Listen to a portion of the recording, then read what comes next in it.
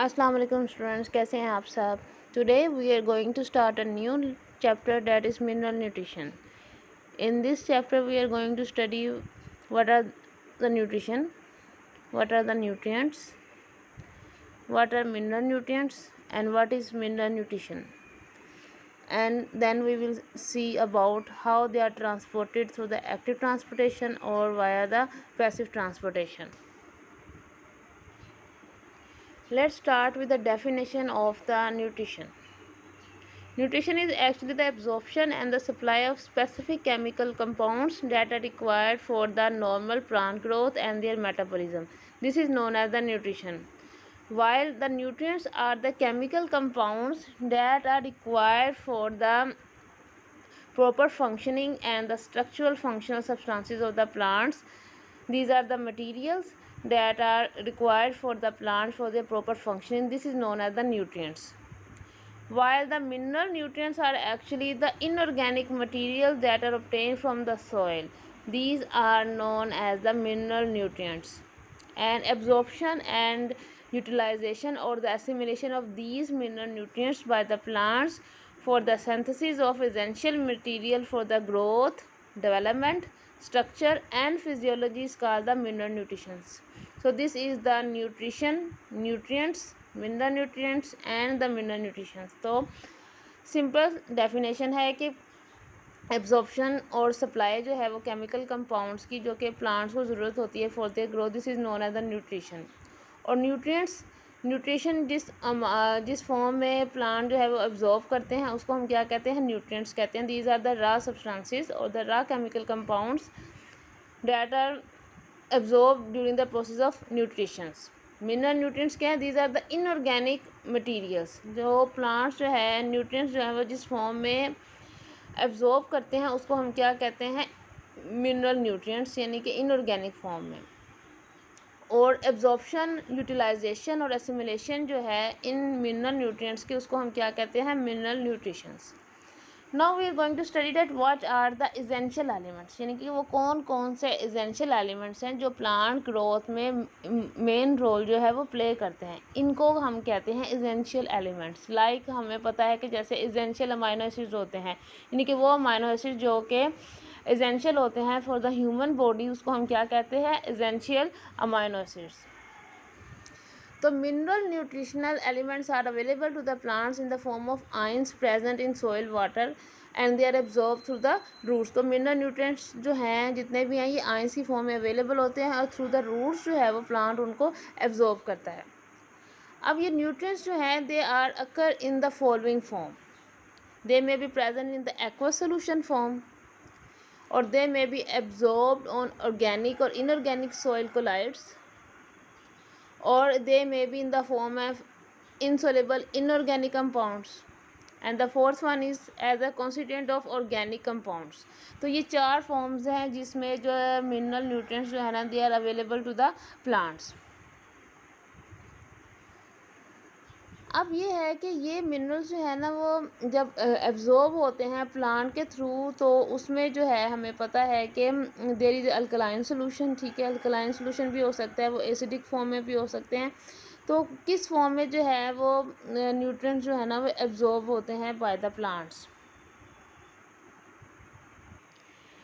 Now अब हम देखते हैं कि कौन कौन से जो है वो एसेंशियल न्यूट्रिएंट्स हैं. इनके क्राइटेरिया क्या है कि how can we see that these are the essential nutrients for the plant. So the different scientist put forward different concept of the essential nutrients.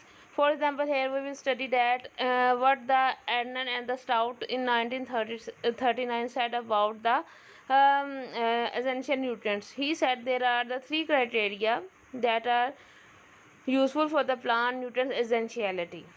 इनके कौन कौन से एसेंशियल प्लांट्स जो है न्यूट्रिएंट्स हैं वो होने चाहिए for the plants. Number one, some elements are essential for supporting normal growth and reproduction. उसने कहा कि कुछ एलिमेंट ऐसे हैं that play important role for the growth and reproduction, और in the absence of these element the plant do not complete their life cycle और set the seeds. तो उसने कहा कि हर एलिमेंट जो है ना उसका क्राइटेरिया डिफरेंट है, ठीक है। तो हम एक एलिमेंट को दूसरे एलिमेंट से रिप्लेस नहीं कर सकते कि अगर हमारे पास ये एलिमेंट नहीं है, यानी कि वो न्यूट्रिएंट्स जो कि रिक्वायर्ड हैं for the proper functioning, for the growth and reproduction of the plants, they can not be replaced with the other nutrients। तो उसकी अगर ये न्यूट्रिएंट्स जो हैं वो प्लांट को अवेलेबल नहीं है तो plant will be unable to grow and to reproduce, और ना ही उसकी लाइफ साइकिल कंप्लीट होगी और ना ही उसमें सीड फॉर्मेशन होगी। The second criteria is that the requirement of the elements must be specific and the element cannot be replaced by the presence of another element। जैसा कि मैंने आपको बताया कि जो एलिमेंट्स रिप्रोडक्शन और ग्रोथ के लिए ज़रूरी हैं they cannot be replaced by the other element। यानी कि हम ये नहीं कह सकते कि अगर हमारे पास फॉर एग्जांपल हम कह रहे हैं जी नाइट्रोजन जो है वो प्लांट ग्रोथ के लिए ज़रूरी है और वो हमारे पास अवेलेबल नहीं है तो उसको हम जो है वो रिप्लेस कर दें बाय द फास्फोरस। तो this is not the logic, this is not the essential nutrients replacement. तो एसेंशियल न्यूट्रिएंट रिप्लेस नहीं होते if they are deficient in the plants. In other words, deficiency of any one element cannot be met by supplying some other element। जैसा कि मैंने आपको बताया कि हम ये नहीं कर सकते कि हम एक एलिमेंट को दूसरे एलिमेंट से रिप्लेस कर दें और उसकी डेफिशिएंसी को फुलफिल कर दें। The third part was that the element must be directly involved in the metabolism of the plant। तो essential nutrients वही होगा that are involved directly into the metabolism of the plants। According to the Epstein, there are the two criteria of the essential elements। The element is a part of molecule that is an intrinsic component of the structure और the metabolism of plant. Intrinsic का मतलब क्या, वो internal structure है, वही बात आ गई कि that is the most part play important role in the metabolism of the plants. And the second part is that the plant can be severely deprived of element that it exhibit abnormalities in its growth। यानी कि अगर plant जो है उसको वो किसी भी special elements की एसेंशियल न्यूट्रिएंट्स की डेफिशिएंसी हो गई है तो उसका मतलब उसकी ग्रोथ में abnormalities आ गई हैं, उसकी डेवलपमेंट नहीं हो सकी, उसकी रिप्रोडक्शन नहीं हो गई। तो that it is performance in comparison with plant not so deprived. तो क्या होगा कि डेफिनेटली जब प्लांट की रिप्रोडक्शन नहीं होगी, प्लांट की ग्रोथ नहीं होगी तो उसकी जो परफॉर्मेंस है वो भी क्या हो जाएगी, थोड़ी सी कम हो जाएगी। तो this is the criteria for the essential nutrients। For example, we can see that magnesium is a constituent of the chlorophyll। हमें पता है कि क्लोरोफिल के दरमियान सेंटर में जो एक एलिमेंट होता है आयन, वो कौन सा होता है, मैग्नीशियम होता है molecule, and is essential for the photosynthesis. यानी कि फोटोसिंथेसिस में क्लोरोफिल के अंदर जो है वो मैग्नीशियम जो है वो प्रेजेंट होता है and that is essential for the photosynthesis. So it can not be replace by any other element for the same function. For example, हम ये नहीं कर सकते कि हम मैग्नीशियम को आयरन से रिप्लेस कर दें तो क्लोरोफिल जो है वो नॉर्मल होना शुरू हो जाएगी।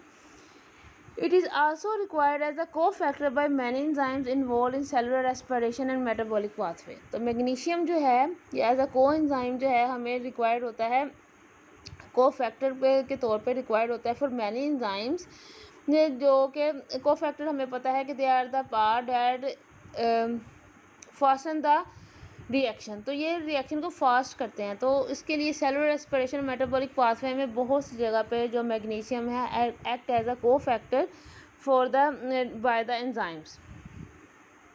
अब हमें पता है कि 16 chemical elements are important in which carbon, hydrogen and oxygen supplied by air, ठीक है, and water which comprise about 98% of fresh weight of the plant. At least 13 other chemical are the essential inorganic nutrients are needed for the plant growth and survival। यानी कि total 16 chemical elements हैं जो कि plant को चाहिए होते हैं। उनमें से 3 जो हैं वो कार्बन, हाइड्रोजन, ऑक्सीजन, ये थ्रू एयर आते हैं, जबकि जो 13 हैं वो essential inorganic nutrients हैं, they are needed for plant growth and survival। So the 16 chemicals are divided into 2 main groups। तो ये जो 16 ग्रुप्स हैं इनको 2 ग्रुप्स में डिवाइड किया गया है, non mineral nutrients and the mineral nutrients. तो 3 जो हैं वो नॉन मिनरल न्यूट्रिएंट्स हैं, वो कौन कौन से आते हैं, hydrogen, oxygen and carbon. In the process called photosynthesis, plant use energy from the sun to change the carbon dioxide and water into starches and sugar. हमें पता है कि ड्यूरिंग फोटोसिंथेसिस क्या होता है, कार्बन, हाइड्रोजन और ऑक्सीजन जो है ये यूटिलाइज्ड होते हैं प्लांट में to form the starch and sugars. जबकि 13 जो है वो मिनरल न्यूट्रिएंट्स हैं। तो न्यूट्रिएंट्स जो हैं वो दो तरह के हैं, non mineral nutrients and the mineral nutrients. Non mineral nutrients में 3 तरह के न्यूट्रिएंट्स आते हैं, that are the hydrogen, oxygen and carbon, and they are easily supplied by the air, while the other mineral nutrients are present in the form of ions, dissolved ions in water and absorbed through the plant roots, called essential inorganic nutrients, and are needed for the plant growth. तो ये सारा था किसके बारे में, इस lecture के start में हमने देखा कि न्यूट्रिएंट्स क्या होते हैं, न्यूट्रिशन क्या होती है, मिनरल न्यूट्रिएंट्स क्या होते हैं, मिनरल न्यूट्रिशंस क्या होती है, ठीक है, कौन कौन से एसेंशियल एलिमेंट्स होते हैं, किस बेस पे हम कहते हैं कि these are the essential elements, और जो है मैक्रो न्यूट्रिएंट्स क्या होते हैं, माइक्रो न्यूट्रिएंट्स क्या होते हैं, कौन कौन से एलिमेंट्स होते हैं वो मैक्रो में आते हैं, कौन कौन से माइक्रो में आते हैं, ठीक है। और हमने ये भी देखा कि जो एसेंशियल न्यूट्रिएंट्स हैं इनको हम एसेंशियल इसलिए कहते हैं कि हम इस एक एलिमेंट को दूसरे एलिमेंट से रिप्लेस नहीं कर सकते। तो वो जो रिप्रोडक्शन और ग्रोथ के लिए ज़रूरी है वही एलिमेंट हम यूज़ करेंगे, वही न्यूट्रिएंट हम यूज़ करेंगे, उसको हम किसी और से रिप्लेस नहीं कर सकते। तो नेक्स्ट लेक्चर में हम इनकी क्या देखेंगे कि how they are transported via active transportation or the passive transportation.